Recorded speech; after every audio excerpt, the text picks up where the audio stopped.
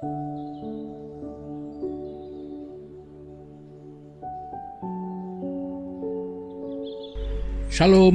dan selamat pagi ya saudara-saudari, apa kabar semua? Selamat pagi sekali lagi dan selamat bertemu kembali dalam renungan pagi kita pada pagi hari ini dimanapun saudara dan saudari berada ketika ini.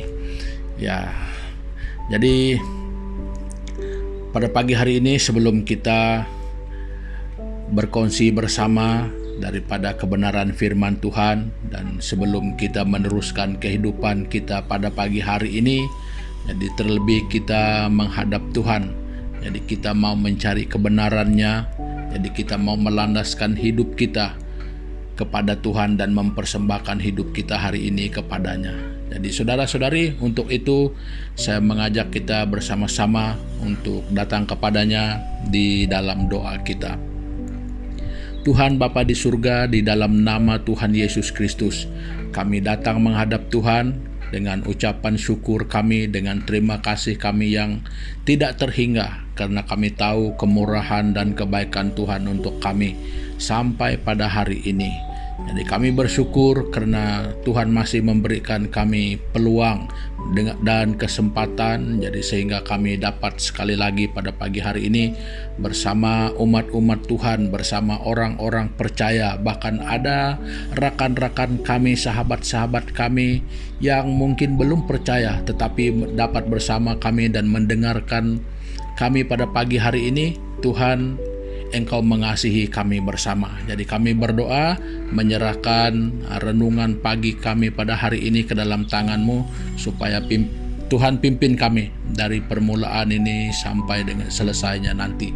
Jadi kiranya kebaikan Tuhan, pimpinan dan kuasa Tuhan menyertai kami. Terima kasih Bapa, terima kasih Tuhan Yesus, memberkati acara kami selanjutnya. Di dalam nama Tuhan Yesus Kristus kami sudah berdoa. Amin. Nah, saudara-saudari, pada pagi hari ini saya rindu untuk berkongsi dengan kita bersama-sama ya tentang kehidupan kita manusia di dunia ini ya. Kalau mau diceritakan sekali, jadi memang tidak akan pernah cukup. Jadi sejarah hidup dan keberagaman hidup, cara hidup dan corak kehidupan itu yang tidak pernah habis diceritakan. Nah, jadi saudara-saudari, lantaran daripada kepelbagaian yang begitu saudara, namun kita dapat melihat dan kita dapat memperhatikan dengan bijaksana bagaimana seharusnya hidup.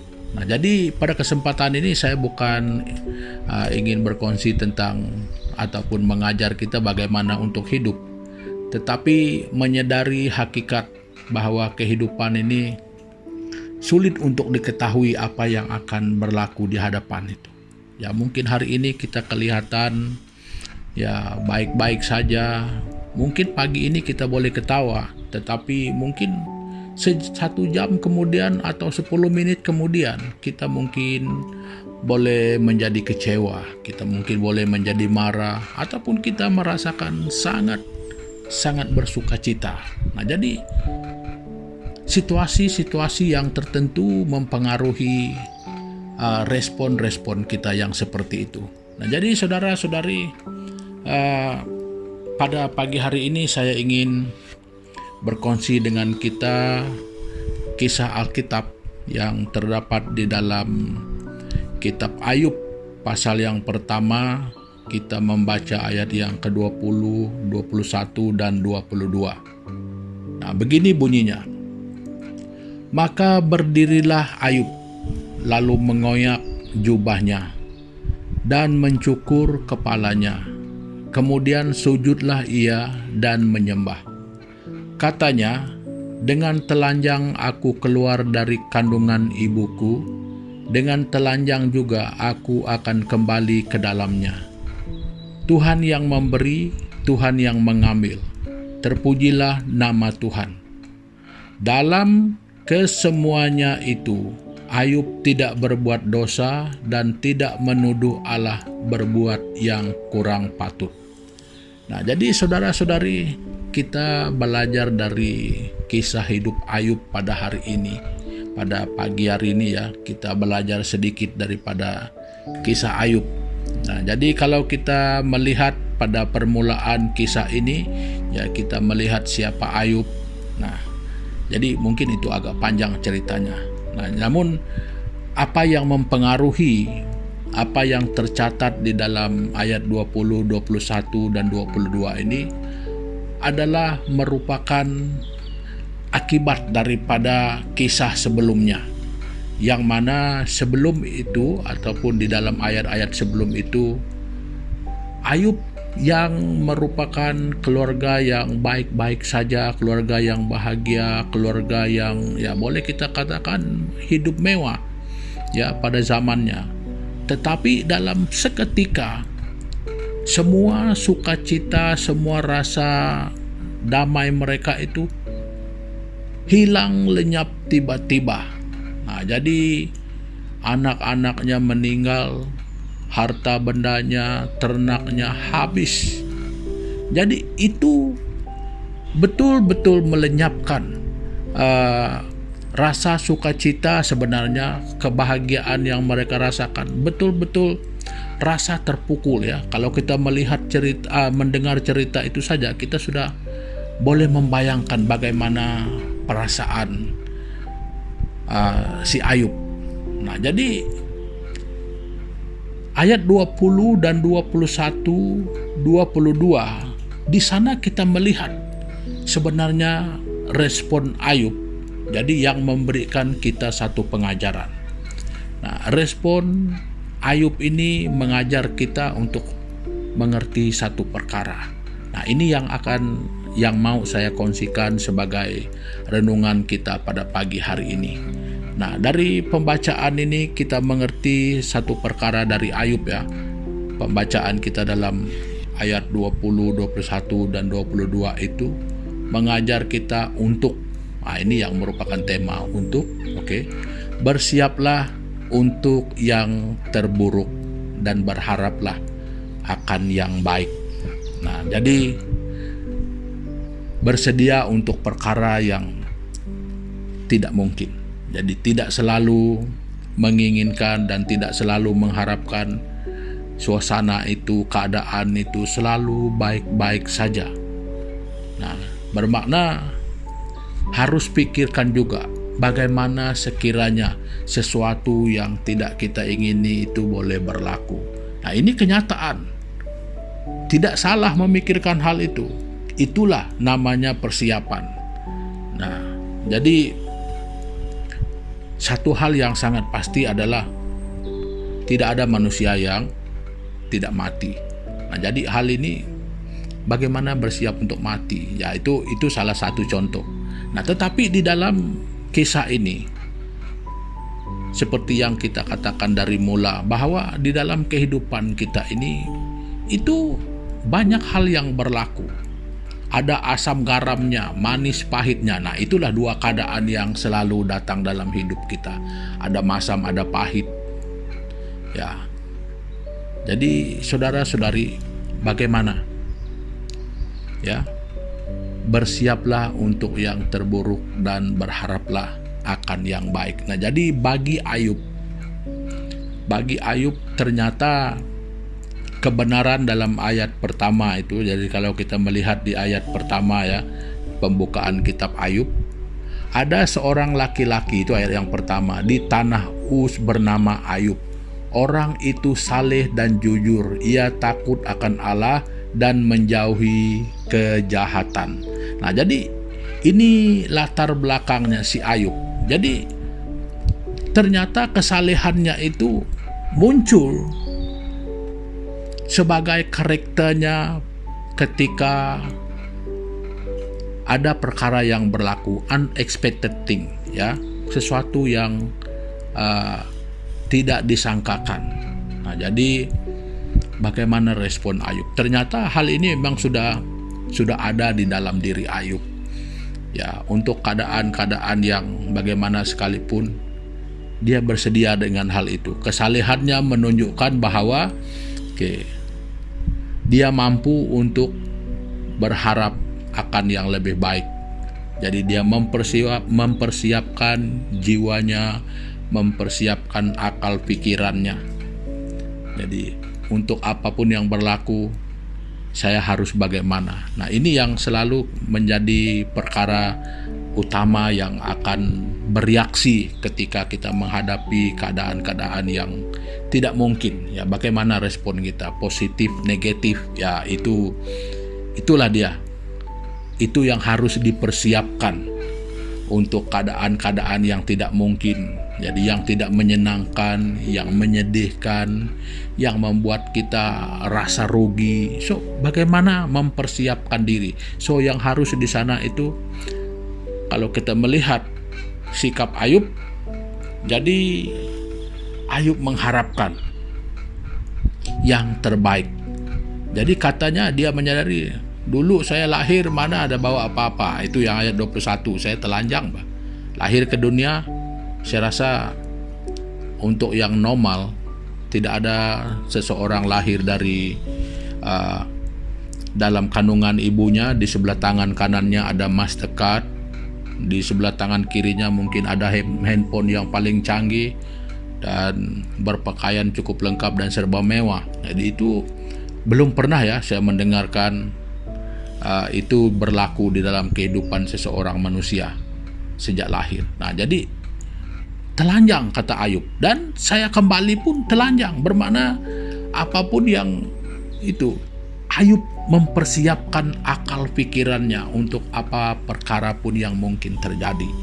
Nah, jadi saudara-saudari, itu yang mungkin menjadi perkara yang harus kita beri perhatian ya, yang harus kita pelajari dari Ayub.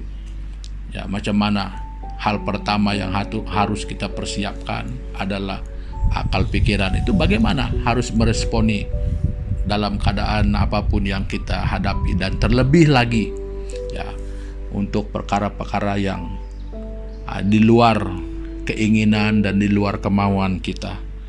Nah, jadi saudara-saudari, yang sangat dijaga oleh Ayub, yang sangat bersesuaian dengan latar belakang Ayub sebagai orang yang dikatakan hidup saleh pada zamannya, Ayub memilih, seperti mana kenyataan dalam ayat 22 itu, dalam kesemuanya itu Ayub tidak berbuat dosa dan tidak menuduh Allah berbuat yang kurang patut. Nah, jadi pendirian Ayub, hal pertama yang dijaga Ayub adalah dia menyadari, itu harapannya, dia menyadari bahwa Tuhan itu lebih besar dan Tuhan itu adalah sumber dari segala-galanya. Jadi Ayub mengerti. Jadi itu yang diucapkannya dalam ayat 21, kalau dulu saya lahir kosong, saya kembali pun harus kosong. Nah, jadi tidak ada yang harus mengikat, yang harus lebih berharga daripada Tuhan. Jadi jangan sampai berdosa karena keadaan yang kita hadapi. Jangan kecewa dan langsung tidak mau kita menyalahkan Tuhan. Jadi banyak orang, saya pernah mengalami dan pernah mendengar ada orang yang kecewa dengan keadaannya sehingga mempersalahkan Tuhan. Jadi Tuhan, kenapa engkau membiarkan ini berlaku, kenapa ini berlaku, kenapa itu berlaku. Jadi dengan berbagai tanda tanya sehingga menyalahkan Tuhan. Jadi saudara-saudari, mari kita belajar bersama dari Ayub. Jadi saya mengerti dan semua kita mengerti bahwa itu tidak mudah, namun kita harus belajar. Itu bukan perkara yang senang. Ya, kita harus juga belajar untuk seperti Ayub, ya, mempersiapkan untuk yang terburuk dan berharaplah akan yang lebih baik daripada Tuhan. Nah, jadi saudara-saudari, perkongsian saya untuk pagi hari ini sampai di sini dulu. Jadi sebelum kita mengakhiri pertemuan kita, mari kita datang kepada Tuhan bersama-sama sekali lagi di dalam doa kita.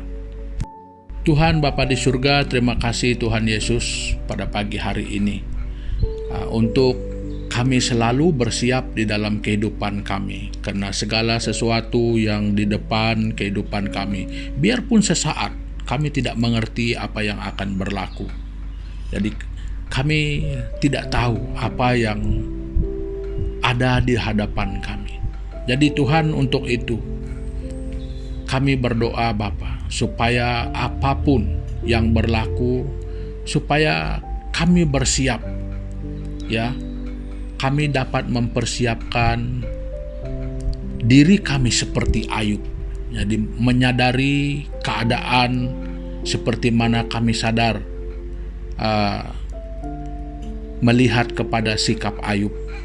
Jadi supaya pengenalan kami akan Tuhan itu lebih besar daripada keadaan-keadaan yang mungkin kami hadapi hanya untuk seketika waktu. Jadi biar kami belajar seperti Ayub, dan biar kami menjadi seperti Ayub, supaya di dalam hidup kami, dalam apapun situasi yang pahit, yang manis, kami tidak pernah mempersalahkan Tuhan, dan kami tidak pernah kecewa. Tetapi iman kami lebih kuat, iman kami lebih teguh ketika kami melihat bahwa Tuhan dan Allah kami itu lebih besar daripada apapun situasi hidup kami di dalam dunia ini. Terima kasih Bapa atas kebenaran firman-Mu yang mengajar kami, yang meneguhkan iman percaya kami kepadamu. Terima kasih Tuhan, ini doa kami. Di dalam nama Tuhan Yesus Kristus kami sudah berdoa. Amin. Nah saudara-saudari, pertemuan kita untuk pagi hari ini sampai di sini dulu, dan sampai kita jumpa lagi di lain kesempatan.